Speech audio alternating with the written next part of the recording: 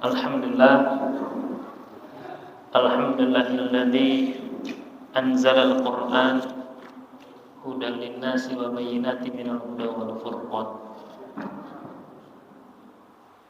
Asyhadu an la ilaha illallah wahdahu la syarika lah wa asyhadu anna sayyidana Muhammadan abduhu wa rasuluh alladzi la nabiyya wa la rasula ba'dah. Allahumma shalli wa sallim wa barik ala hadzal nabiyil karim imamil muttaqin wa qaidil mujahidin wa ala alihi wa sahbihi ajmain. Alhamdulillah jamaah yang dimuliakan Allah Subhanahu wa taala. Insyaallah kita lanjutkan, kita mencoba untuk bersahabat dengan Al-Qur'an dengan membaca, memahami dengan niat sebagai pijakan kita untuk beramal.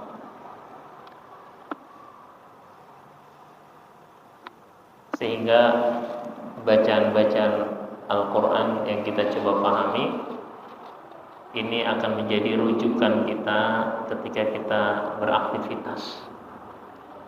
Khususnya pertemuan kali ini tadinya mau melanjutkan tentang keluarga sakinah mawaddah warahmah. Insyaallah kita lanjutkan nanti di pertemuan yang lain.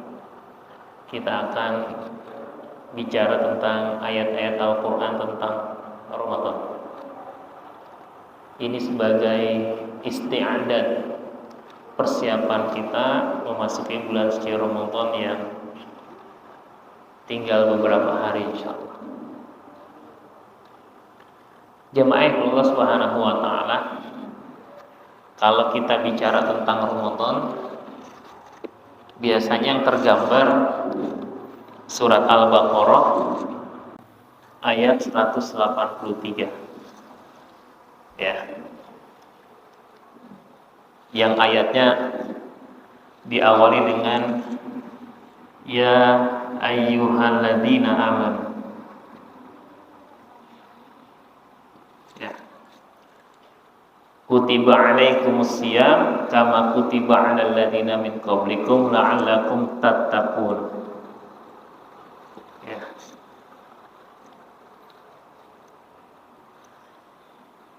Saya ingin mengajak kita semua mencoba untuk lebih menyeluruh bicara ayat tentang Ramadan. Kalau ayat ini biasanya nanti ada di jadwal imsakiyah yang dibagikan, baik latar belakangnya perusahaan, obat, partai, masjid, yang dikutip ayat ini biasanya. Nah, kita waktu itu pernah membahas ain di dalam Al-Quran. Kalau kita ngaji itu satu ain, dari ain ke ain. Maksudnya apa Pak? Ini bereview aja, ngulang. Ini pernah saya jelasin. Ingat gak? Maksudnya apa? Per paragraf. Bagus. Itu kalau susunan kalimatnya. Kalau dari pemahamannya itu satu tema biasanya atau subtema. Ya. Sehingga kalau kita buka Al-Quran yang ada ainnya, ain itu ada di ayat 183 di pojoknya, di listnya itu ada ain, sama di ayat 188. Maksudnya apa? Kalau pengen bicara tentang puasa Ramadan di dalam Al-Quran, buka Al-Quran 183 sampai 188. Maka kita akan utuh ya Al-Quran bicara tentang puasa Ramadan. Nyambung ya Pak ya? Jadi itu pentingnya dari ain ke ain. Kalau orang dulu kalau ngaji itu bukan pakai halaman, bukan pakai baris. Nanyanya berapa ain? Berapa ain berarti dari ain ke sini nih satu ain nih. Ini satu ain. Nanti ketemu ain lagi, ini dua ain berikutnya. Ini temanya ini beda-beda. Kadang-kadang lengkap, nggak nyambung. Surat Al-Baqarah itu mulai sifat orang beriman, sifat orang kafir, sifat orang munafik, penciptaan manusia, gitu, penduduk surga, sampai nanti kisah Nabi Adam. Nanti balik lagi ada kisah Nabi Musa, gitu. Itu macam-macam. Nanti ada bicara tentang Ramadan 183 sampai 188. Ya. Jadi kalau lihat di listnya, ini Quran begitu kan? Nah ini ada list, ini ada listnya. Maka di sini ada ainnya. Tapi tidak semua Quran. Kalau cetakan Madinah itu nggak ada. Biasanya cetakan Beirut atau cetakan di Penogoro yang cetakan Indonesia. Dari sini nyambung ya Pak ya. Nah, mentadaburi ayat-ayat Al-Quran tentang Ramadan sebagai bentuk persiapan kita agar utuh memahami Ramadan, kita akan mulai dari 183 sampai 188. Pelan-pelan. Enggak semuanya, tapi tidak meninggalkan semuanya insya Allah. Satu-satu kita mulai.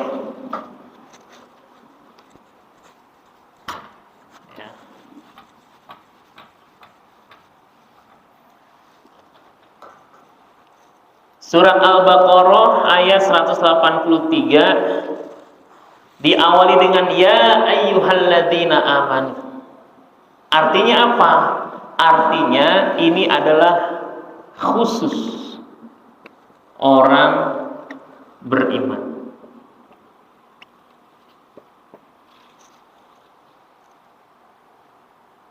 Kenapa? Karena orang yang beriman, orang alladzina yusaddiquna, mereka yang membenarkan syariat Allah Subhanahu wa taala apapun, baik yang mudah maupun yang sulit bagi persepsi kita.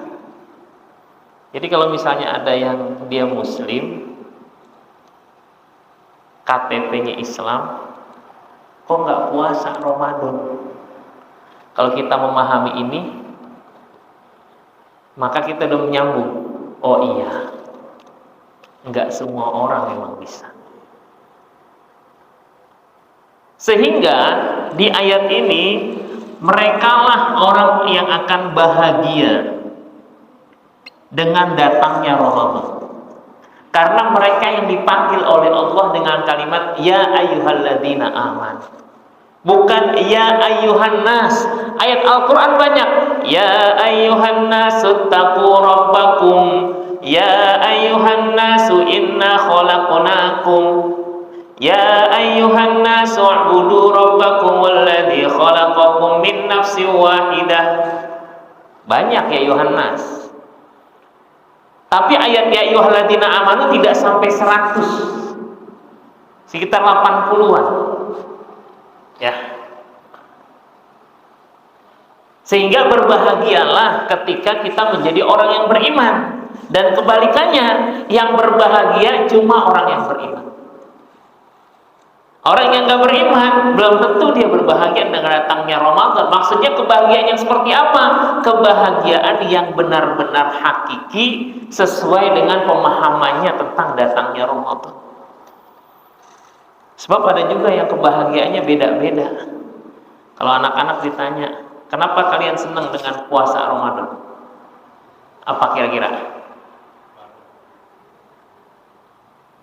Senang nggak puasa Ramadan? Kenapa senang? Bisa apa?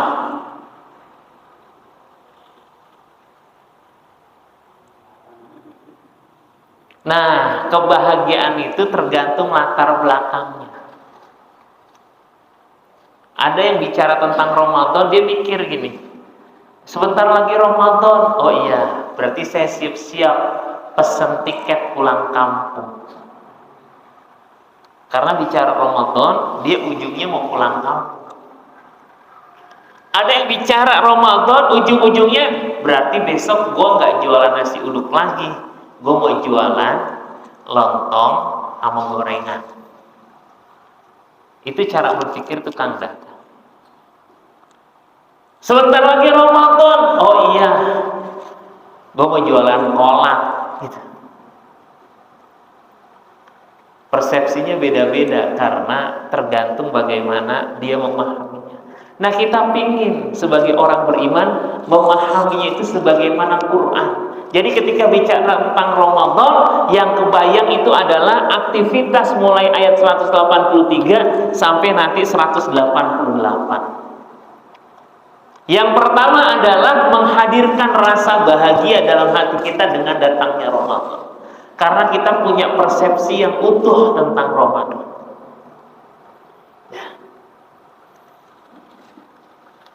Yang kedua, di ayat ini awalnya orang beriman, ujungnya orang takwa. Maksudnya apa?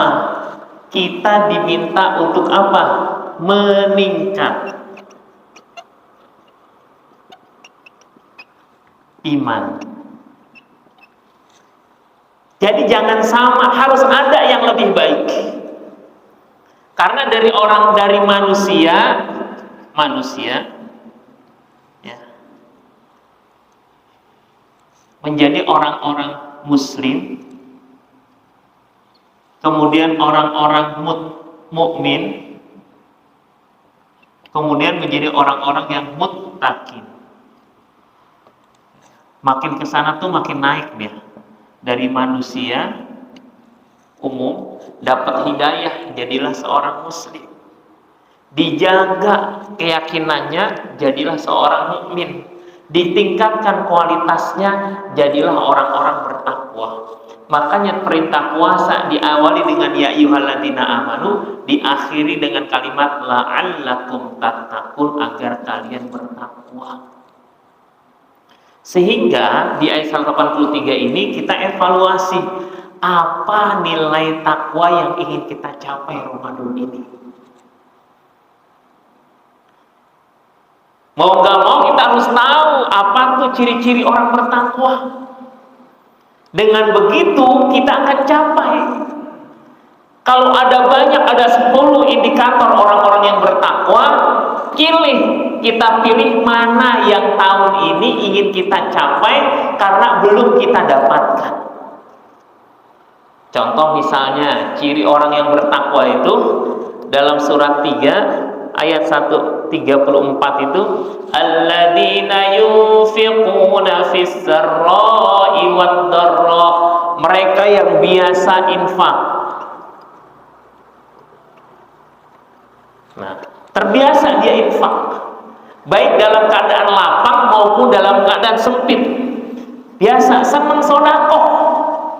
Coba evaluasi, tanya dalam diri kita, sifat orang yang bertakwa ini saya udah punya atau belum ya? Kok saya kalau masalah infak kayaknya berat banget sih. Sehingga di Ramadan nanti kita latih.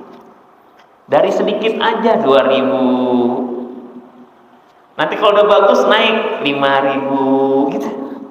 Kalau udah bagus naik lagi tuh sekemampuan kita. Fattaqullaha mastata'tum, bertakwalah kepada Allah semampu kalian. Kita kuatnya sekian, bismillah sekian. Saya punya tetangga tuh, karena dia kurbannya itu selalu sapinya ngelimosin yang gede. Satu saat saya datangin ke rumahnya, Pak, apa sih resepnya? Kok bisa ya setiap tahun itu kurban sendiri atas sama keluarga sapi limusin? Nggak mau tuh patungan sapi limusin, enggak. Dia beli satu ya yang besar, kemudian atas nama keluarganya, anak-anaknya, beliau sebut 7 orang. Apa sih rahasianya? Apa kata beliau? Dulu juga saya sama Ustadz, nggak bisa korban. Kemudian saya mulai belajar korban kambing yang kecil-kecil. Lama-lama mulai sapi yang kecil-kecil. Sekarang alhamdulillah bisa. Dulu kata dia, saya tuh minta sama Allah, ya Allah, saya pengen bisa infak, sodakoh, dan saya nggak mikir-mikir lagi buat infak dan sodakoh. Saya bilang Masya Allah. Dan itu kabul. Allah kabulkan dengan apa? Dia waktu itu sebelum COVID sih. Pas COVID saya nggak berani datang ke rumahnya, nggak enak. Ya. Waktu itu 2019 mau 2020 dia udah siapin uang 2,5 M. 2,5 gini ya. Untuk bangun pesantren di Cianjur. Saya udah siapin Ustadz 2,5 M uang saya buat bikin pesantren di Cianjur. Saya bilang Masya Allah. Karena dia pernah cerita gitu, saya pengen keluar uang dan saya nggak mikir. Saya bilang 2,5 M, iya. Alhamdulillah Ustadz, bisnis saya untungnya 40 M tahun 2020.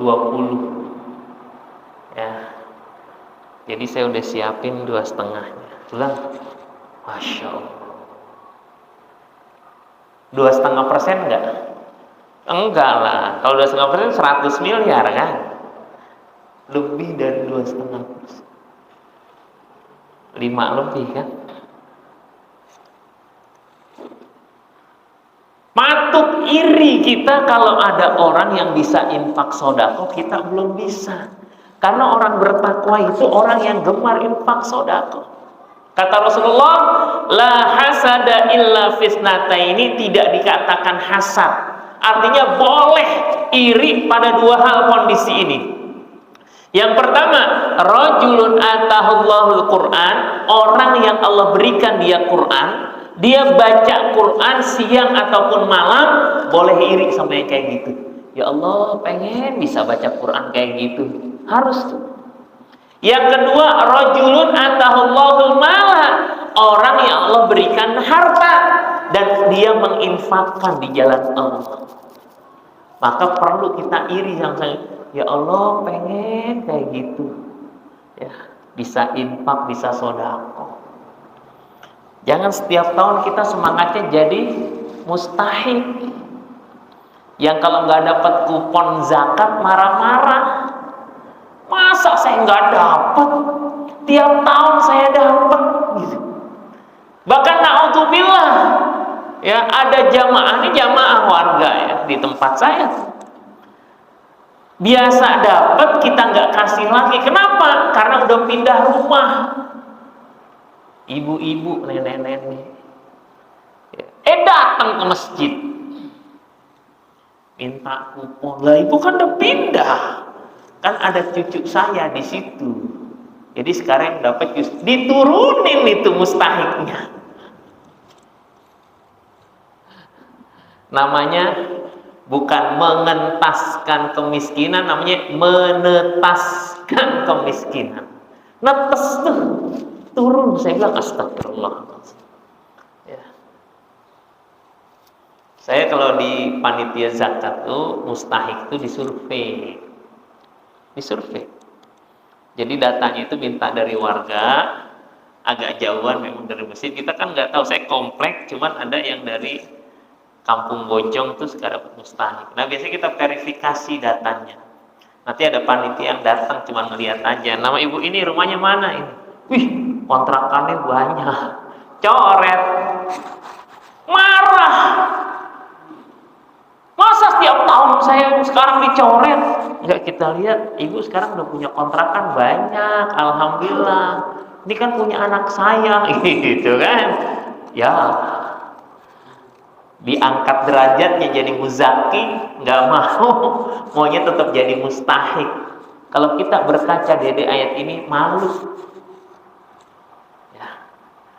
Kalau ini terjadi pada diri kita nih, sifat orang bertakwa yang meningkat, menjadi orang yang gemar bersedekah, maka dia menjadi orang yang malu kalau punya tangan di bawah. Nerima mulu tuh malu, apalagi sampai nuntut. Ya. Mana? Masa kita nggak dapat kupon daging korban? Malu. Ya. Kalau kita kan juga ya sampai ngantri, bahkan panitia bisa difitnah tuh. Emang tuh giliran keluarganya jadi bahagia, giliran kita enggak, gitu kan? Coba deh panitia korban, setiap tahun kira-kira yang dibagikan jumlahnya berkurang apa bertambah? Hah? Pernah nggak berkurang?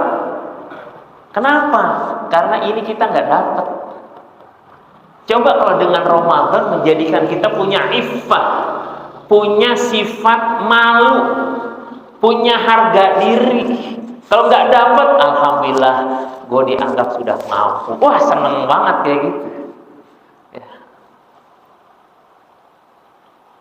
Ini contoh nih, ini sifat satu.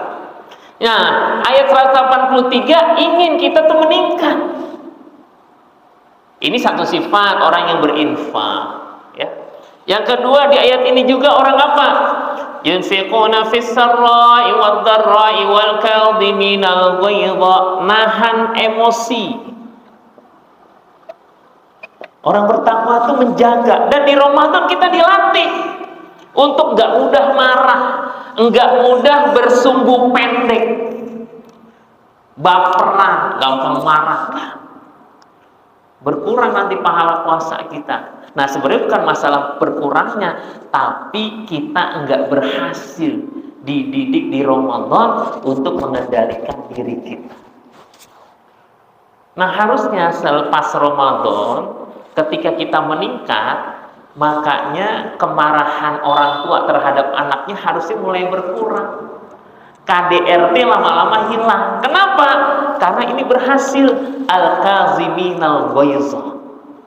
Nggak mudah itu marah-marah. Ya. Bulan lalu pertanyaannya cakep tuh. Gimana kalau saya ingin marah sama istri, saya tilawah? Oh, mantap, ya kan? Ya. Kenapa? Nahan diri. Kan kalau udah marah, apa aja disebut. Kebun binatang di absen satu-satu tuh. Dasar lu, ya kan? Kucing, gajah, jerapah, gitu kan? Kenapa? Lost control. Dengan puasa, nilai keimanannya itu dia menjaga dirinya, dan orang bertakwa seperti itu. Yang berikutnya ini baru di ayat ini aja. Yang wal afina 'anil nas, menjadi orang yang pemaaf. Gampang maafin orang, apalagi sama istri sama suami, apalagi sama orang tua, apalagi sama anak. Jadi orang yang berhasil di ayat 183 ini memiliki sifat ketakwaan. Dan Al-Quran bicara ketakwaan ini di ayat ini gitu deh. Wal 'afina 'anil nas wallahu yuhibbul muhsinin. Orang yang mudah memaafkan orang lain, nggak ada dendam. Ini dendam kadang-kadang diwarisin, bukan cuma biologis. Pemerintahan juga gitu. Kalau yang ini memerintah, dendam udah tuh, habis itu, ya kan, yang berseberangan gitu kan. Itu terlalu luas, iya, mulai dari diri kita. Makanya dengan Ramadan secara personal kita menjadi pemaaf, secara nasional kita menjadi generasi-generasi yang tidak balas dendam. Kita lihat pemerintahan, oh kelebihannya banyak, kekurangannya ya tinggal diperbaiki. Sama lah kita di rumah juga kayak gitu. Sama istri pasti ada kekurangannya, nggak mungkin enggak. Kekurangannya dimaafin, kelebihannya itu yang kita coba hargai. Ya. Ini Masya Allah, ini indah. Ini baru satu ayat 183. Kalau mau dikaji banyak ya. Tapi kita lompat berikutnya ayat 184. Ya. biar semuanya kita dapetin. Ayat 184 bicara apa tentang, kalau ulama mengatakan rukhsah. Rukhsah itu apa? Dispensasi. Boleh nggak puasa kalau dia sakit, musafir, atau tak mampu. Udah tua banget, udah enggak. Artinya apa? Ini adalah kemudahan dalam agama. Jangan disusah-susahin. Rasulullah bersabda gini, yassiru wala tu'assiru. Mudahkan, jangan dipersulit. Ya, basyiru, berikan kabar gembira, wala tunaffiru, jangan bikin orang lari. Kan ayatnya bunyi, ayyaman ma'dudat faman kana minkum maridon. Kalau ada yang sakit, au ala safarin, atau musafir perjalanan, fa'iddatum min ayyamin ukhor, ganti di hari yang lain. Wa 'alal ladzina yutiqunahu fidyatun ta'amu miskin. Orang yang udah tua nggak bisa puasa lagi, maka bayar fidyah, dikasih makan orang miskin, gitu kan? Faman tatawwa khairan fa huwa khairul lahu wa antasumu khairul lakum in kuntum ta'lamun. Tapi kalau kalian bisa puasa itu lebih baik jika kalian mengetahui. Artinya, walaupun agama itu mudah, jangan dimudah-mudahkan. Ah, saya nggak puasa. Kenapa? Mau pulang kampung ke Surabaya, naik pesawat. Cuma 2 jam duduk doang. Masyakotnya apa? Kesulitannya apa? Nggak ada. Jangan dimudah-mudahin, jangan digampang-gampangin, gitu maksudnya. Tapi jangan disusah-susahin juga. Ada orang konsul gini, Ustaz, kalau misalnya infus membatalkan puasa apa enggak? Batalin enggak? Ada orang sakit di infus, membatalkan puasa apa enggak? Saya bilang nih, jawabannya bukan batal puasa atau enggak, jangan puasa, selesai. Orang di infus kan berarti sakitnya berat, masih nanya. Kalau kata begini, kamu nanya gitu. Ikan nanyanya iseng banget gitu, ya kan? Yang satu jangan berat-beratnya, jangan nyusah-nyusahin. Kalau yang udah begitu ya udah, jangan puasa, selesai. Gitu kan? Tapi pertimbangannya harus matang. In kuntum ta'lamun, pakai ilmu, jangan pakai perasaan. Ya. Karena puasa itu lebih baik. Gimana caranya di ayat ini? Kalau di Ramadan kita tidak termasuk yang minta dispensasi ini, berusaha jangan sakit di Ramadan. Ya. Yang paling sering tuh batuk, pilek, pusing. Gara-gara apa? Siang-siang puasa, bukanya minum es. Kan kita udah tahu tuh sumber penyakit, udah dijaga. Nanti kalau minum es itu ba'da isya, setelah tarawih, ya enak. Kalau pengen buka puasa, saya ingat tuh waktu itu tuh, ya lagi umroh, pas habis sa'i, kan, Safa Marwah siang-siang. Minum air Zam-Zam. Ada yang ghairu mubarrid, ada mubarrid. Ghairu mubarrid itu nggak pakai es. Ini pakai es, enak banget. Masya Allah, enak banget. Besok nggak keluar suara tuh. Mikir kenapa nih? Astagfirullahaladzim. Ya, nggak optimal jadi ibadah berikutnya.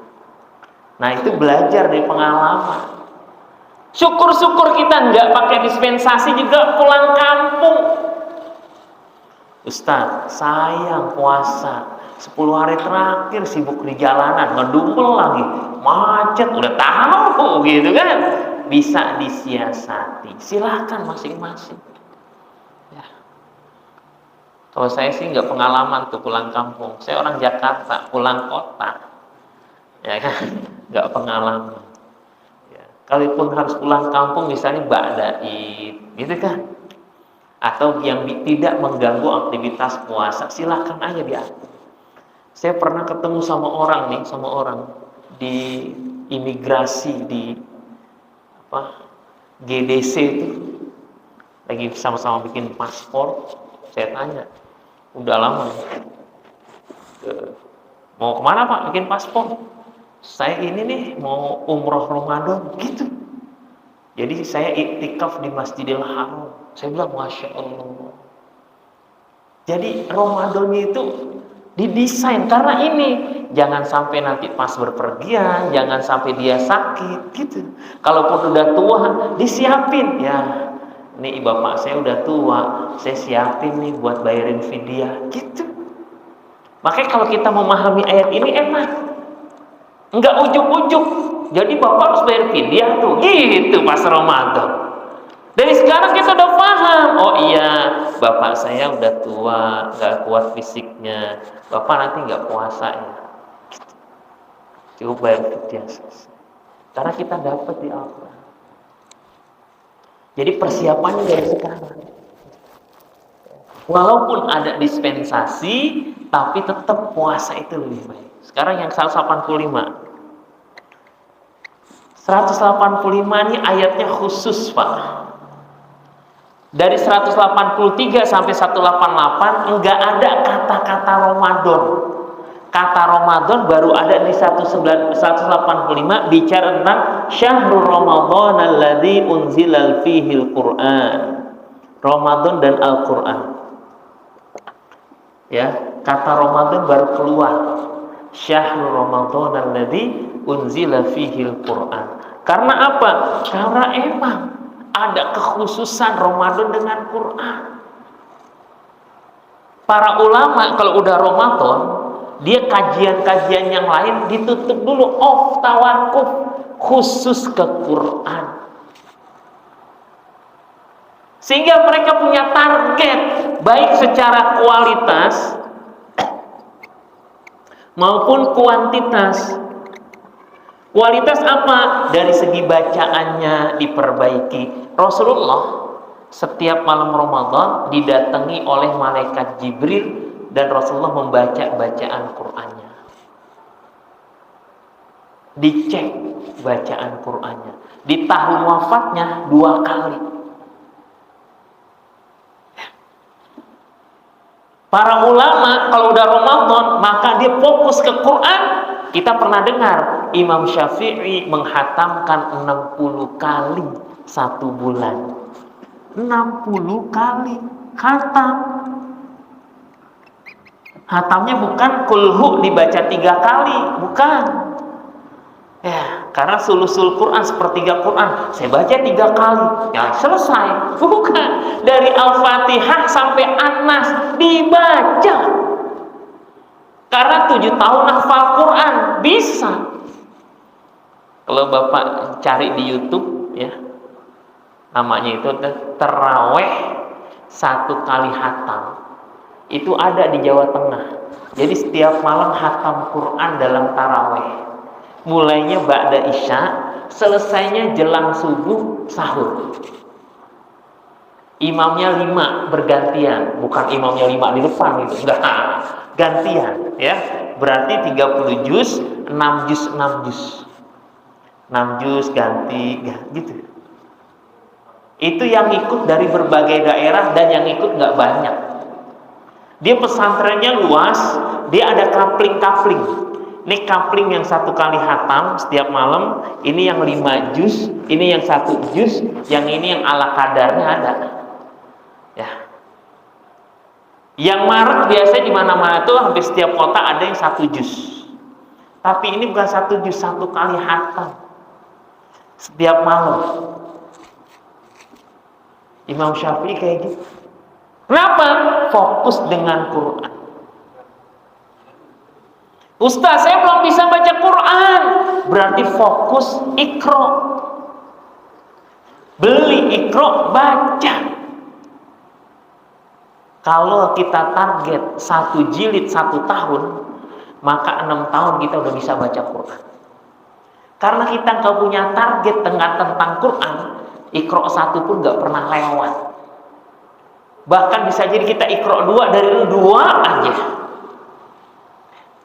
Dari sekarang disiapin, Ramadan besok pengen gimana. Yang udah hatam sekali, pertahankan. Syukur-syukur bisa naik. Kalau kuantitasnya sudah hatam, kualitasnya. Kemarin saya hatam, tapi bacanya buru-buru. Sekarang saya pengen hatam, bacanya pelan-pelan. Silakan. Pasang target pribadi, keluarga juga ingetin. Anak, istri, tanya, kamu targetnya baca Quran berapa halaman? Yang belum pernah baca Al-Baqarah, mudah-mudahan Al-Baqarahnya selesai. Syukur-syukur bisa setengah Al-Quran sampai surat Al-Kahfi. Syukur-syukur bisa hatam 1 hari 1 juz, maka 30 hari selesai 30 juz. Ustadz, kemarin saya hatamnya sama bapak-bapak, sama ibu-ibu di majelis taklim tadarusan. Saya sekarang pengen hatamnya di rumah. Bagus. Karena kata Nabi, jangan jadikan rumah kita seperti kuburan. Setan akan lari di rumah yang di dalamnya dibacakan suratul Baqarah. Di awalnya itu hadis ini, jangan jadikan rumah kalian kayak kuburan. Jadi rumah yang di dalamnya gak ada bacaan Quran, itu seperti kuburan. Ya. Bahkan kalah dengan kuburan yang di sini. Di sini ada aja di sini juga ada tuh yang hatam Quran di atas kuburan. Saya nggak sengaja, bapak mertua lah dulu itu sekretaris RW. Tahu ada dari petugas Kalimulia itu kuburan nelfon. Ya. Bilangnya gimana ya? Tolong salam ya sama yang keluarga almarhumah. Ya, kalau pengen hataman 7 hari harganya segini. Kalau 3 hari harganya segitu. Ya. Saya pernah, paman saya meninggal pas 1 Syawal. Jadi kita lagi acara halal bihalal, meninggal. Kita ngumpul tuh di pasar Minggu. Saya ngelihat di sampingnya kok ada orang bikin tenda. Ya, pakai kaos singlet doang gitu kan. Lagi pegang Quran. Saya tanya, itu ngapain? Lagi hataman Quran. Ya Allah.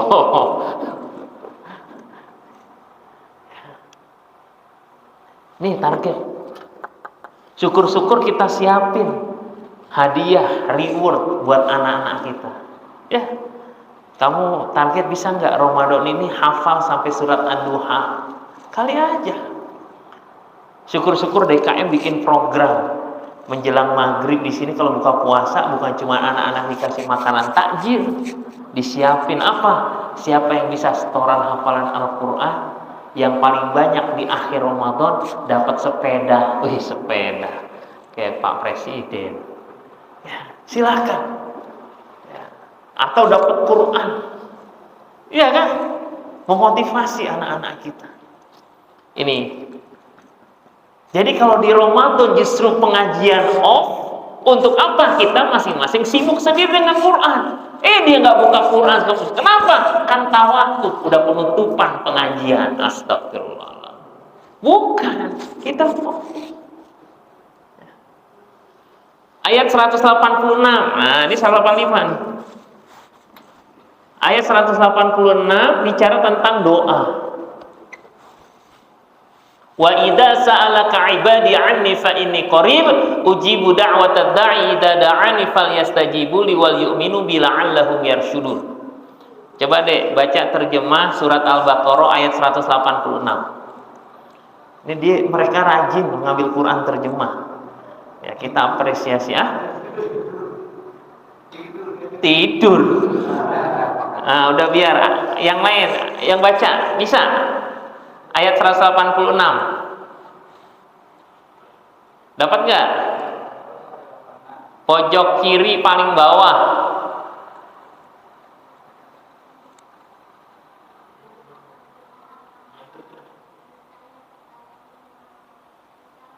Suaranya agak keras.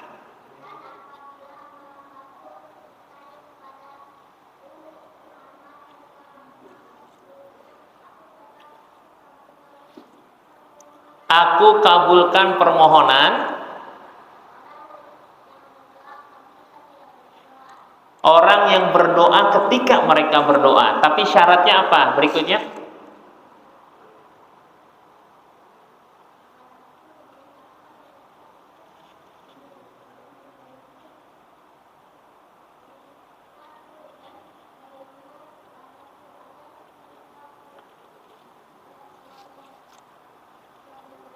Iya. Allah mengabulkan doa surat Al-Baqarah 186 syaratnya 2.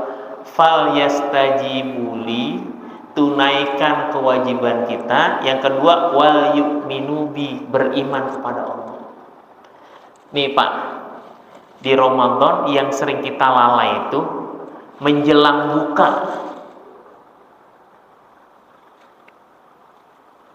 Karena banyak yang sibuk ngabuburit, cari makanan berbuka. Padahal jelang berbuka saat diijabahnya doa. Secara umum dakwatus shaim, doa orang yang puasa nggak ada hijab, nggak ada batas dengan Allah. Dan yang paling utama adalah ketika menjelang berbuka. Maka usahakan di rumah atau di masjid kalau ada acara 5 menit, 10 menit menjelang azan itu jangan ada kegiatan yang lain kecuali berdoa. Sayang ya, masih kena macet gara-gara apa? Nyari makanan berbuka. Kalau pengen gitu ba'da asar selesai. Nanti 10 atau 5 menit sebelum berbuka udah siap-siap minta sama Allah. Yang kedua, jelang subuh. Ya. Itu saat-saatnya ijabah doa. Siapa yang minta Allah kabulkan, Allah beri. Siapa yang bertobat Allah terima tobatnya. Ya. Ini jelang subuh. Makanya nonton TV ya. Kenapa? Ini acara sahur. Kalau udah 5 menit 10 menit menjelang azan udah ke masjid, siap-siap banyakin doa. Dan doa terbaik di saat ini adalah banyakin istighfar. Astagfirullahaladzim, aku mohon ampun kepada Allah.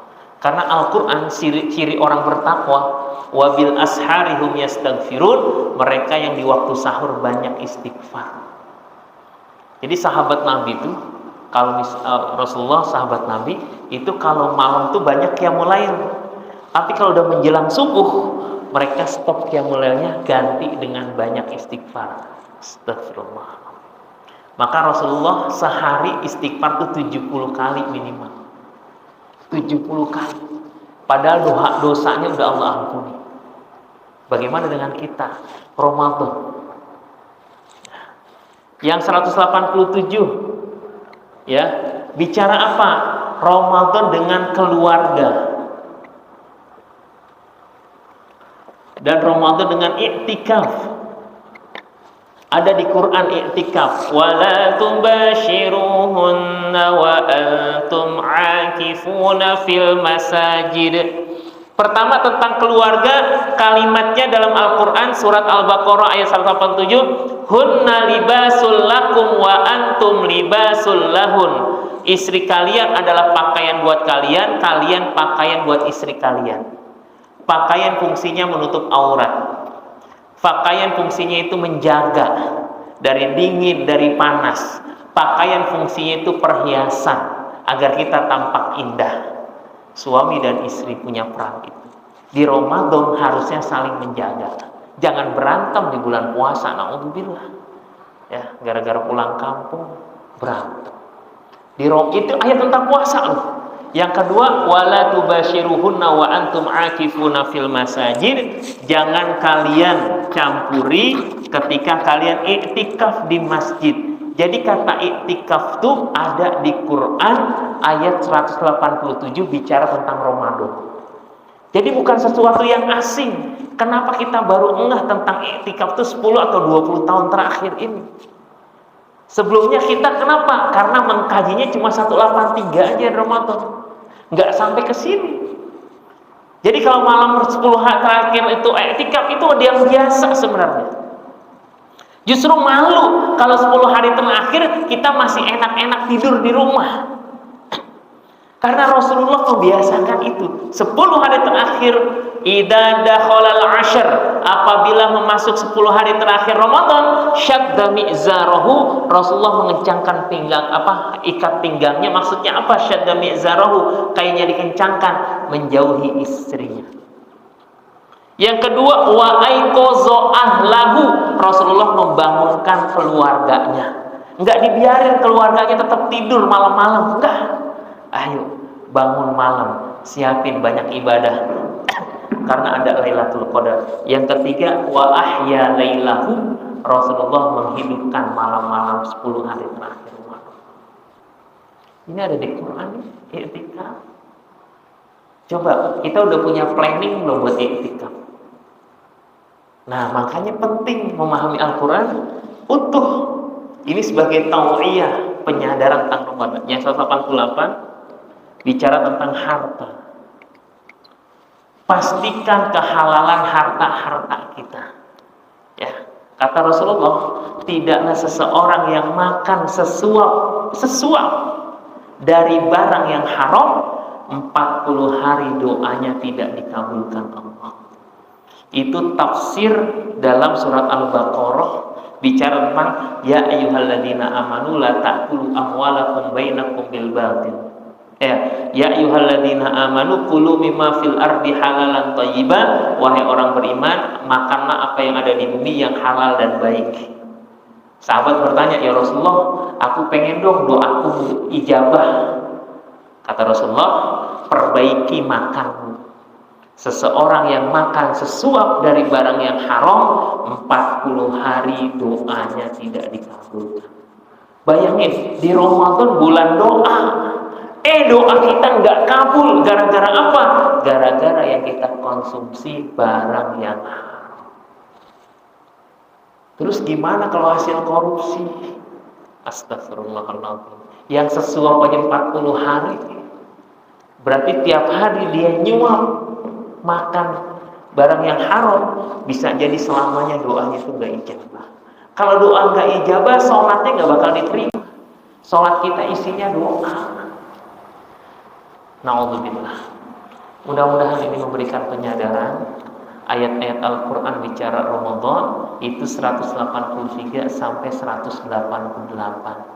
Sehingga semangat kita di 183, yuk tingkatkan diri kita menjadi orang yang lebih baik dalam kata iman dan takwa.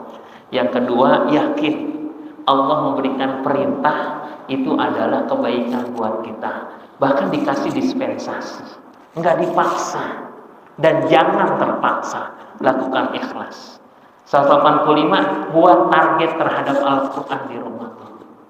Jangan bosan, karena dia akan hadir di hari kiamat nanti menjadi syafaat buat kita. 186, doa terbaik lakukan. Jangan sia-siakan doa-doa terbaik di bulan Ramadan. Jangan banyak bengong, jangan banyak main, sayang waktunya. Ya, yang berikutnya, rencanakan untuk menjaga keharmonisan keluarga di rumah, khususnya selama Ramadan, dan juga punya planning untuk melaksanakan iktikaf walaupun cuma 1 malam. Dan terakhir, pastikan harta kita, harta-harta yang halal, insya Allah akan berkah hidup kita. Hadanallahu juma'in. Mohon maaf, saya ada agenda lain, jadi nggak bisa sampai jam 9. Ada tamu ya di rumah dari banyak tempat di masjid. Sekali lagi mohon maaf lahir dan batin menjelang Ramadan. Semoga Allah Subhanahu wa taala terus memberkahi kita dengan kebaikan-kebaikan menjelang Ramadan. Demikian, assalamualaikum warahmatullahi wabarakatuh.